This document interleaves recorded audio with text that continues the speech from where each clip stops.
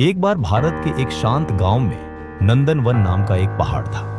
गांव वालों का एक सपना था कि वे उस पहाड़ की सबसे ऊंची चोटी पर एक मंदिर का निर्माण करें, जहां से उनकी प्रार्थनाएं सीधे आसमान तक पहुंच सके। लेकिन पहाड़ की चढ़ाई बहुत बड़ी थी और रास्ता बेहद खतरनाक था। गांव के बुजुर्गों ने घोषणा की, जो कोई भी चोटी तक सीढ़ियां बना सकेगा, वह खुद को और हम सभी को सम्मानित करेगा। इस चुनौती ने पूरे गांव में एक रोमांचक हलचल पैदा कर दी। राजन नाम का एक बहुत ही ताकतवर नौजवान था। उसकी भुजाएं शक्तिशाली थी और उसकी आवाज में गजब का आत्मविश्वास गूंज रहा था। उसने कहा, मैं सीढ़ियां बनाऊंगा। गांव वालों ने तालियां बजाईं।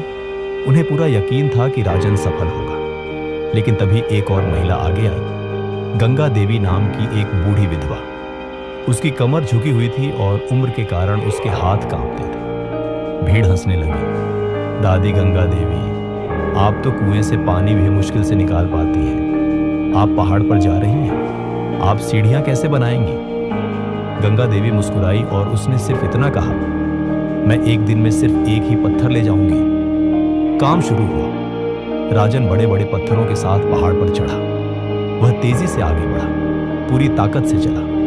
वह हर दिन भारी पत्थर लगाता और गर्व से चिल्लाता। गांव वाले उसकी ताकत की जय जयकार करते थे। इस बीच गंगा देवी दिन में केवल एक ही छोटा सा पत्थर ले जाती थी। वह उसे अपने कपड़े में बांध लेती और कदम दर कदम धीरे धीरे रास्ते पर चढ़ती और उसे रख देती। शुरुआत में राजन की सीढ़ियां तेजी से ऊपर गईं, जबकि गंगा देवी का काम ना के बराबर लग रहा था। लेकिन जैसे जैसे हफ्ते बीते, राजन थकने लगा।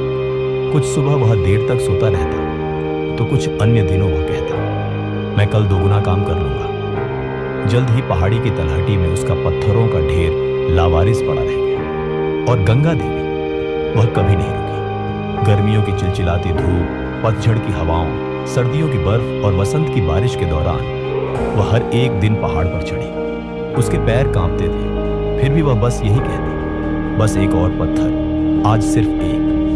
दिन महीनों में बदल गए, महीने सालों में बदल गए और एक सुबह पहाड़ की चोटी पर एक घंटी बजने की आवाज आई। गांव वाले बाहर आए। उन्होंने ऊपर देखा और अचंभित रह गए। अब मंदिर तक जाने के लिए पूरी सीढ़ियां बन चुकी थी। आसमान में प्रार्थनाओं की आवाज गूंज रही थी। यह गंगा देवी का काम था। जिस महिला पर उन्होंने शक किया था, जिस महिला पर वे हंसे थे, उसने एक एक पत्थर रखकर सीढ़ियां बना दी थी।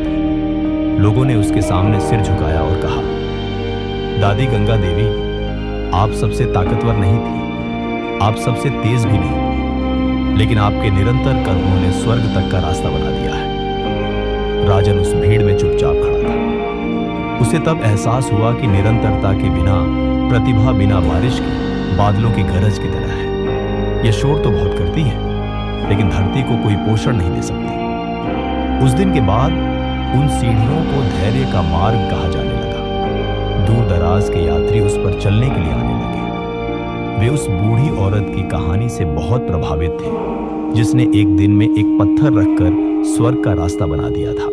तो दोस्तों, ये बात हमेशा याद रखें कि जो लोग केवल जोश में आकर महान काम करने की कोशिश करते हैं, वे अक्सर सफल नहीं होते। सफलता उन लोगों का हिस्सा है जो हार नहीं मानते। हर दिन दोहराया गया सबसे छोटा प्रयास भी सफलता के पहाड़ में बदल जाता है। आज अपना एक पत्थर उठाए, कल एक और पत्थर उठाए और एक दिन आप भी अपने पहाड़ के राजा होंगे, अपने उस रास्ते को देखते हुए जो आपकी दृढ़ता ने बनाया है, क्योंकि निरंतरता हमेशा प्रतिभा को हरा देती है।